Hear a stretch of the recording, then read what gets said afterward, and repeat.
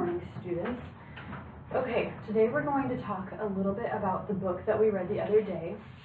Here Comes the Easter Cat. But first I want you guys to tell me about a book that you may have read that had your favorite character of all time in it. Mine was Amelia Bedelia. Oh, can you tell me why it was your favorite character? She did funny things and it made me laugh. Yeah, laughing is always good. Mine are the whole series of Junie B. Jones. Oh, I like Junie B. Jones too. Okay, let's see. So, now that we're talking about characters, let's describe what a character is.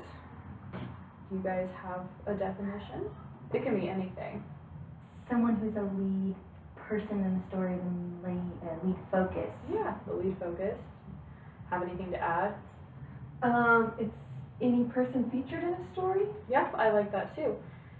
My definition is a person in a story, but you guys got more in depth with it, and I like that. So, do you guys want to recall a character that you remember from Here Comes the Easter Cat? Can we use the cat? Yes, you can use the cat. And then the Easter Bunny. Very good, yes. All right. And now you guys have that blank piece of paper, and you can choose any pen that you would like, and you get to illustrate the character that you said. So you get to draw the cat, and you get to draw the bunny. You can do it actually in both, yeah, because that actual character page, the graphic organizer also has it. And I will actually set an online timer for 2 minutes, and I'll let you guys kind of just get a little basic drawing.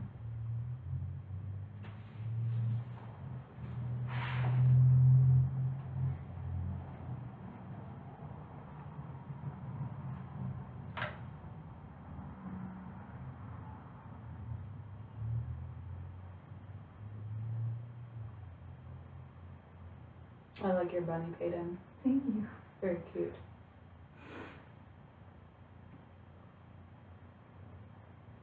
And then if you guys want to write it on your plain white piece of paper, you can just, I would save about half of the piece of paper for later because we're going to be using it for another activity. So you can draw your character in somewhere in the top part as well, or you can draw the other character that you didn't name and that you didn't put in your graphic organizer.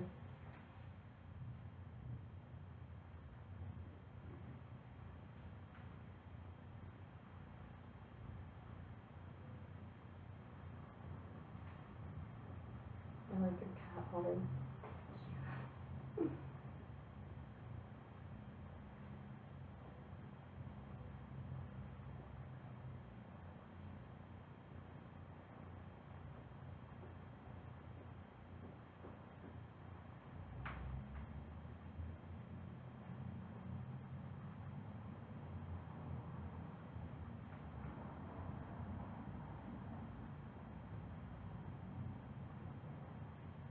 Just about 30 more seconds.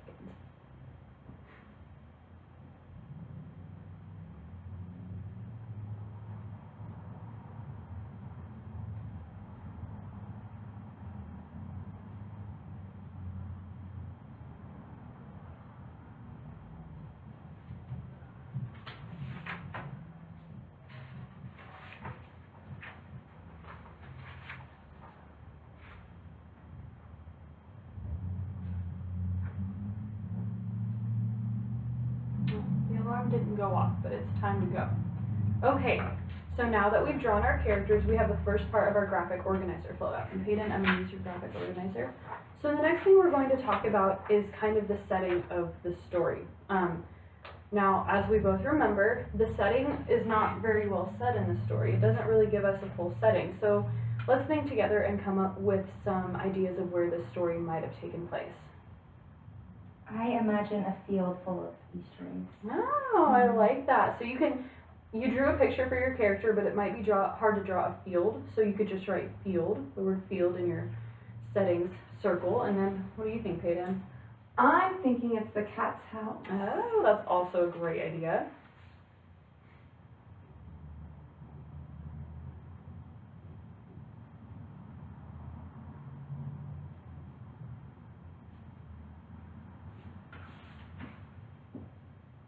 Okay, now the next bubble on our graphic organizer is events.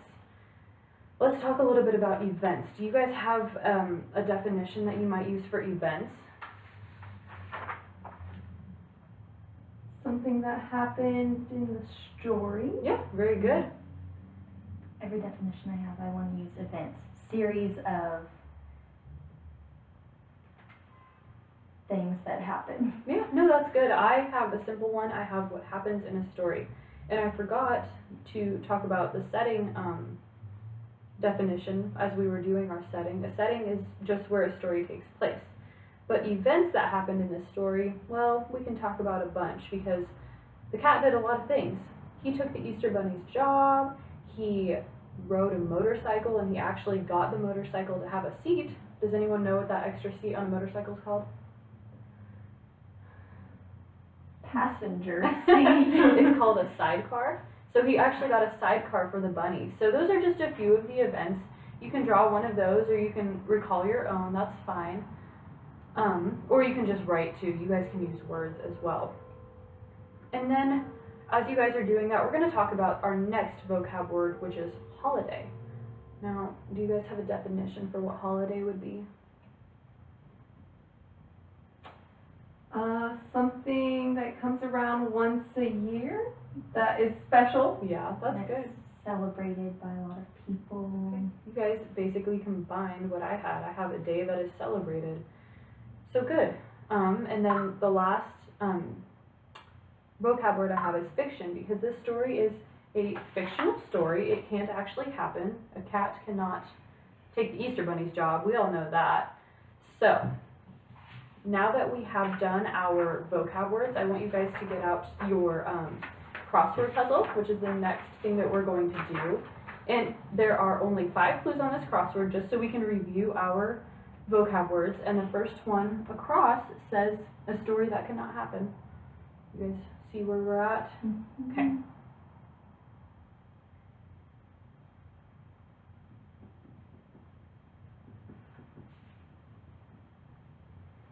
Oh, another thing I want to add, when we're talking about events, do you guys remember the event that what he passes out on his holiday or his event? He passes out a chocolate egg, so you guys get to look at a chocolate egg. I don't know if the Easter Bunny passes out that exact egg or if he passes out different kinds. That'd be an egg I'd like to get though. Me too. Mm-hmm. Okay, so our next clue across is a person in a story, number 5.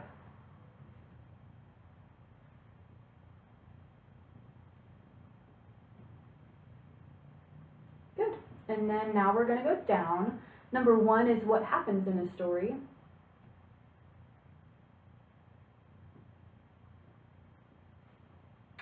Number 2 is a day that is celebrated.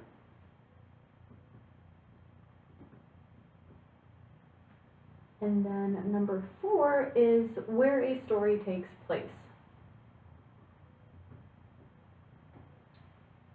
Okay, Holly, what did you have for 3 across? For 3 across, I had fiction. Good. Peyton, what did you have for 5 across? I had character. Awesome. Holly, 1 down. I had event. Peyton, 2 down. Holiday. And the last one should be setting. Okay. So now we are going to answer a few more of the teacher's questions. I want you guys to be able to, let's see. I want you to discuss why you think having a main character in a story is important. What does the main character bring to a story? I think that it really brings the setting and the events to a focal point instead of being really just sporadic and not focused on one character and having a lot of insignificant characters. Yeah. Yeah, it allows us to follow along a lot better instead of, like what Holly said, skipping around, so we actually understand what's going on in the story and are able to discuss the different parts of the story with the events. Good, guys. Okay, our next little thing that we get to do is differentiate. In stories, there are events. Some can be major events, and some can be a little bit smaller, minor events. So I want you guys to differentiate a major event and a minor event. What would be some key differences there? Major event could be an Easter egg hunt, and the minor could be the candy they ate later Oh, out yeah. of the things. And then, I mean, you can do this in any story. I mean, you could think of something else too. Mm-hmm.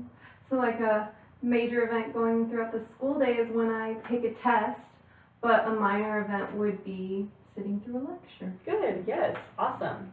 Okay, now we're going to get to a part where you're going to use the rest of your blank paper that you have, because since we are doing this little adaptation, we are going to be basically retelling the story in our own words. But first, we're going to review one last time what you think a main character is, what you think the settings are, and what you think an event is. You guys can just go one off the other. Okay. So a main character is the person that the story focuses on. It's who we're watching through or reading about. Good, yeah, The setting is where it takes place. pretty simple, yes. And the events are what occurs in the story. Good, good. Okay, so now I want you get to sketch your favorite part of the story. This is part of what we get to do. So I would say that my favorite part, and you can use this part too, would be when the bunny gets his motorcycle, or the cat gets his motorcycle for the bunny and helps the bunny out. But another one of my favorite parts, and I'll show you guys where it's at, is when the first part of the story, I don't know if you guys remember, what do cats sometimes cough up?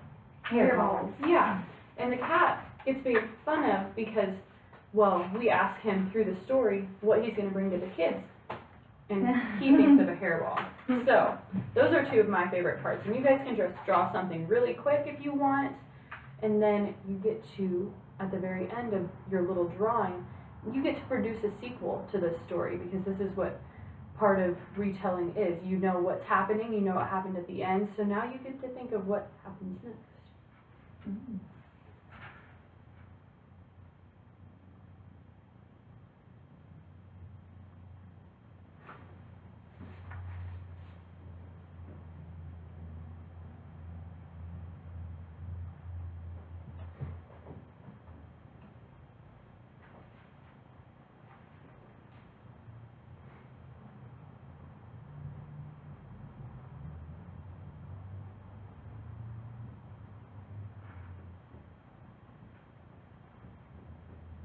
I think that I am going to join you guys in drawing my favorite part too.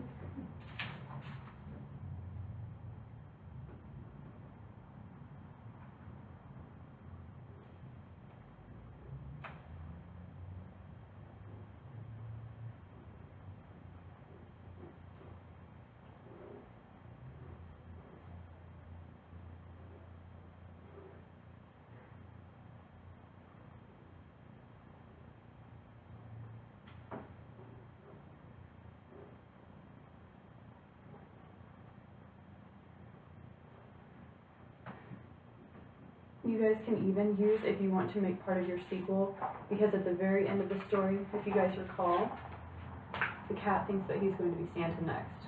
So you can make a sequel off of that if you want to, but if you've already started your own sequel, that is fine. I'm not sure we'll have time to talk about our sequels today, but we will get to that during the next lesson. So you guys can keep drawing as you have a couple minutes left.